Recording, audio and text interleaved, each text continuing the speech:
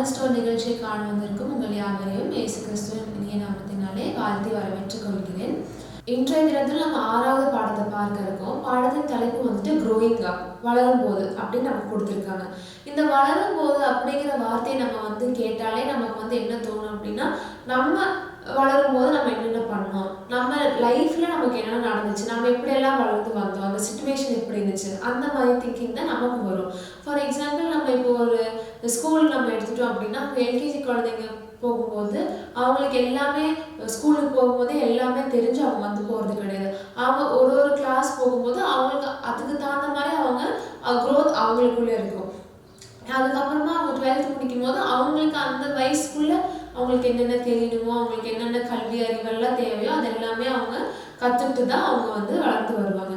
அதே மாதிரி நம்ம ஒரு ஆஃபீஸ் எடுத்துட்டோம் அப்படின்னா, படித்து முடிச்ச உடனே ஒரு ஃப்ரெஷராக உள்ளே போகும்போது அவங்களுக்கு எதுவுமே தெரியாது இல்லையா.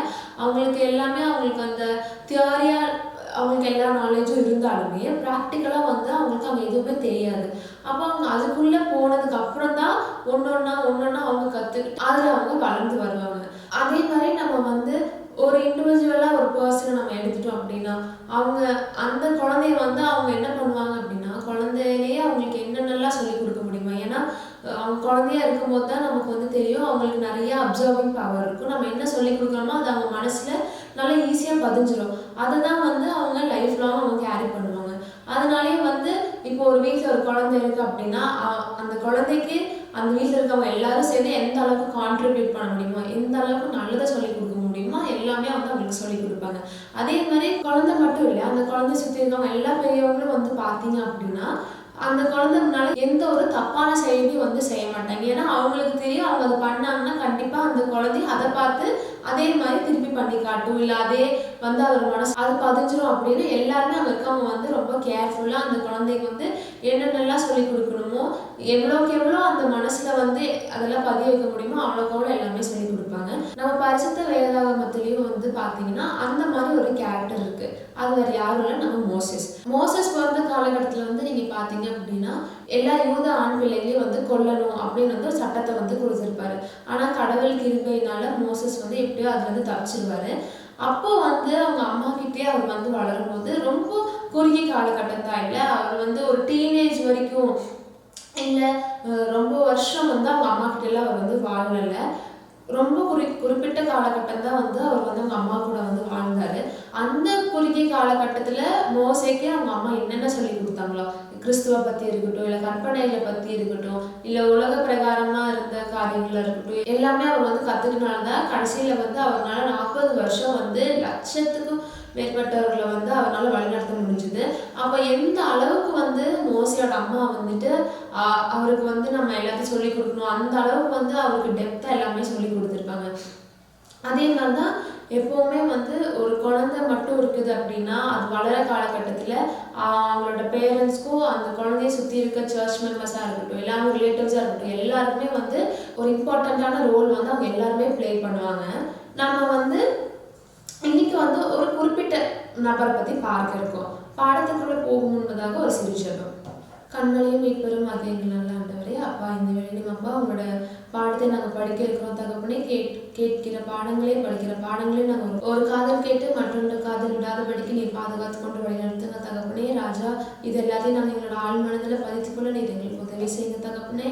எல்லாத்தையும் கருத்தில் போடுறோம் அப்பா, நீர் கூட இருந்து வழிநடத்துங்க.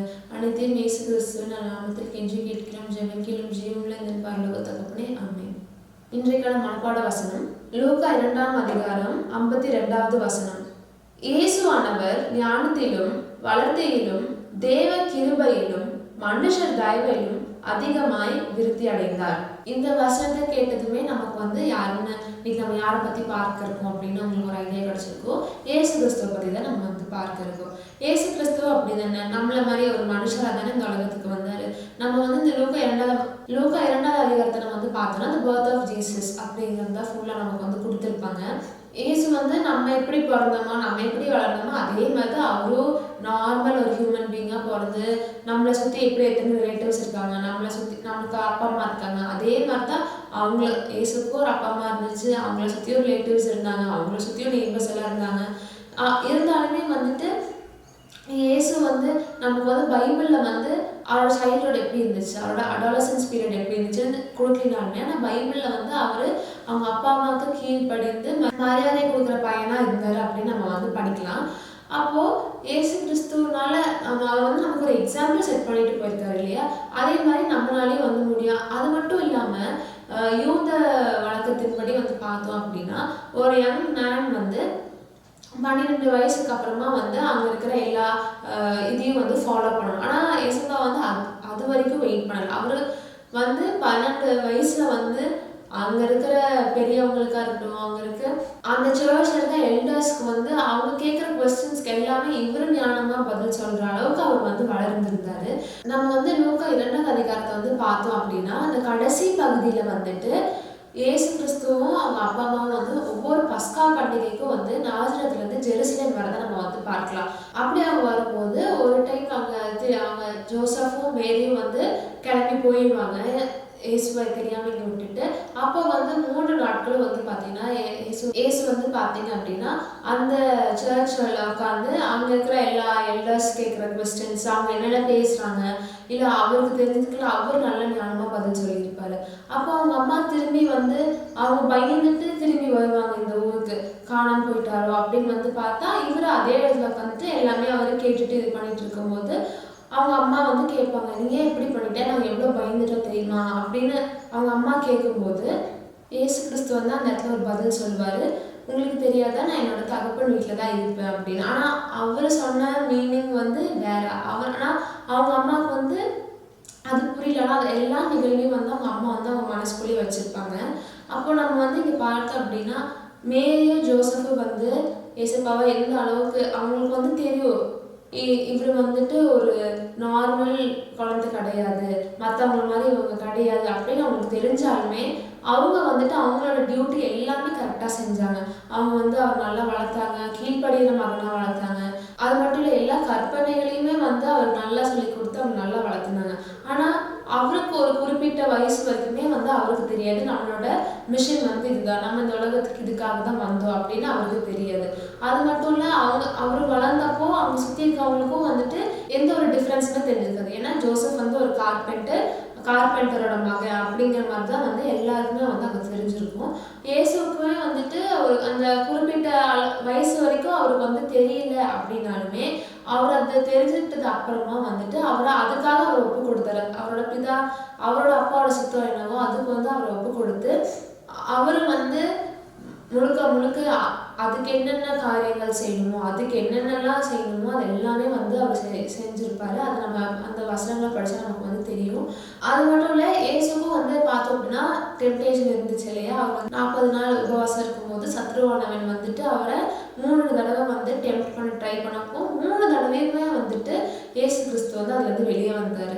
அப்போது சத்ருவானவன் வந்துட்டு இயேசு கிறிஸ்துக்கே வந்து ஒரு டெம்டேஷன் கொடுக்கப்போ அப்போ நம்ம எல்லாம் வந்து ஏமாத்துறோம். நம்மளை வந்துட்டு அவன் எப்போ வந்து நம்ம டெம்ப்ட் பண்ணலாம், நம்ம வந்து படிக்கிறோம் இல்லையா, வஜிக்கிற சிங்கம் போல வகை தேடிக்கொண்டு இருக்கிறான் அப்படின்னு. அதே மாதிரி நம்மளை எப்போ வந்து அவன் இயேசு கிறிஸ்துக்கிட்டேருந்து பிரிக்கலாம் அப்படின்னு சொல்லி அவன் வந்து பார்த்துட்டு இருக்கான். அது மட்டும் இல்லை, நம்மளோட வயசுமே வந்துட்டு இப்போ அந்த டைம் தான் இல்லையா. நம்ம வந்து எப்போ எந்த பாவம் செய்யறதுக்குமே வந்து நம்மளை எப்போ எந்த பாவம் செய்ய வைக்கலாம் அப்படின்னு வந்து பிசாசு வந்து ரொம்ப வெயிட் பண்ணிட்டு இருக்கிறத நம்ம வந்து உணரலாம். அது மட்டும் இல்லை, நம்ம வந்து வளர்ந்தோம் அப்படின்னா நம்ம வந்து இயேசு கிறிஸ்துவ வந்து ஒரு முன்மாதிரியை எடுத்துட்டு நம்ம வந்து வளரலாம். ஏன்னா அவருக்குமே எல்லாமே இருந்துச்சு, அவருக்கும் அப்பா அம்மா இருந்தாங்க, அவரும் அவங்க அப்பா அம்மா கீழ்படுத்த நம்ம வந்து பார்க்கலாம். அவர் வந்துட்டு அவருக்கு டெம்டேஷன் இருந்தப்போ வந்து அவர் ஜெபத்தால் அதை வந்து வெற்றி கொண்டார். அதே மாதிரி நமக்கும் வந்து பிசாசானவன் வந்துட்டு நிறைய டெம்டேஷன்ஸ் இந்த வயசுல கொடுக்கலாம். நிறைய காரியங்களை வந்து நம்மளை வழி மாறி போறதுக்கு வந்துட்டு அவர் நிறைய காரியங்களை செய்யலாம். அது எல்லாமே நம்ம வந்துட்டு ஜெபத்திலிருந்து நம்ம வந்து தாண்டணும் அப்படின்னா கண்டிப்பாக வந்து தேவன் நமக்கு வந்து கடந்து வரக்கு அவர் வந்து நமக்கு உதவி செய்வார். அது மட்டும் இல்லை, தேவனுக்கு வந்துட்டு அவருடைய அப்பாவோட சித்தம் என்னன்னு தெரிஞ்சதுக்கு அப்புறமா அவர் வந்து அதுக்கு அவரை ஒப்பு கொடுத்தாரு. அவருக்கு வந்து அந்த கடைசி நிமிடங்களில் வந்து அவர் இந்த டைம் நீ கடந்து போகட்டும் அப்படின்னு வந்து அவர் ஜெபம் பண்ணாலுமே அந்த டைம் வந்து கடந்து போகட்டும் அப்படின்னு வந்து அவர் ஜெபம் பண்ணாலுமே அவருக்குள்ள இருக்கும் இல்லையா, இதை தாங்களுக்கு ஸ்ட்ரென்த் கொடுங்க அப்படின்னு சொல்லி அவர் வந்து ஜெபிச்சிருப்பார் இல்லையா. அது மட்டும் இல்லை, நம்மளும் வந்துட்டு பார்த்தோம் அப்படின்னா நமக்கும் ஒரு ப்ராப்ளம் வருது அப்படின்னா கண்டிப்பாக தேவன் வந்து அதை அனுமதிச்சிருப்பாரு நமக்கு. நம்ம வந்து அதில் புலம்பாம ஐயோ நம்ம வந்து எப்போ இதுலேருந்து வெளியே வருவோம் அப்படின்னு நம்ம வந்து நினைக்காம நம்ம வந்து ஏசப்பா கிட்ட அதில் நம்ம வந்து நான் ஸ்ட்ராங்காக இருந்து நீங்கள் எதுக்காக இதை கொடுத்தீங்களோ அதை நான் வந்து நல்லபடியாக அந்த பாடத்தை நான் கற்றுக்கொள்ளணும், நீங்கள் என் கூட இருங்க அப்படின்னு நம்ம வந்து ஜெபிச்சு அதுலேருந்து வெளியே வரலாம். அது மட்டும் இல்லை, இங்கே ஏசப்பா வந்து பார்த்தீங்க அப்படின்னா அவங்க வந்து எந்த ஒரு பாவமும் செய்யலை. நம்மளும் வந்துட்டு இந்த கற்பனைகளை எல்லாத்தையும் வந்து நம்மளும் கை கொண்டோம் அப்படின்னா நம்மளும் வந்து பாவம் செய்யாமல் இருக்கலாம். நம்ம வந்து முடங்கால மடக்கி நம்ம வந்து ப்ரேயர் பண்ணோம் அப்படின்னா கண்டிப்பாக தேவன் வந்து நம்மளோட ஜெபத்தை வந்து கேட்பாரு. ஆனால் அதுக்கு இடைஞ்சலாக வந்து இல்லை அதுக்கு ஒரு பேரியராக நம்மளோட பாவங்கள் வந்து எப்பவுமே இருக்கக்கூடாது. அதனால நம்ம வந்து பாவம் இல்லாமல் இருக்கணும் அப்படின்னா நம்ம வந்து முதலாவது தேவனுடைய கற்பனைகளை வந்து நம்ம கை கொள்ளணும். அவருடைய சத்தத்துக்கு நம்ம வந்து நம்மளோட செவிகளை வந்து நம்ம சாய்க்கணும். அது மட்டும் இல்லை, நம்ம வந்து இப்போ அவர் வாழ்ந்த காலகட்டமும் நம்ம வாழ்ந்த காலகட்டமும் வேற வேற மாதிரி இருந்தாலுமே ஆனால் சரௌண்டிங்ஸ் இந்த சர்க்கம்ஸ்டன்சஸ் எல்லாமே ஒன்று தான். அவர் வந்து அவங்க அப்பா அம்மாவுக்கு வந்து கீழ்ப்படிந்தார். ஆனால் நம்ம இப்போ வந்து நம்ம அப்பா அம்மாவுக்கு நம்ம வந்து கீழ்ப்படினோமா அப்படிங்கிறத நம்ம வந்து யோசிச்சு பார்க்கலாம். அது மட்டும் இல்லை, அவர் வந்து 12 வயசு அப்படிங்கிறப்போ அவர் அங்கேருந்து சர்ச்சில் இருந்த எல்லா எல்டர்ஸ்க்குமே வந்துட்டு அவங்க கேட்குற கொஸ்டின்ஸ்க்கு இவர் வந்து ரொம்ப ஞானமாக வந்து பதில் சொன்னார் அப்படின்னு நம்ம வந்து பைபிளில் பார்க்குறோம்.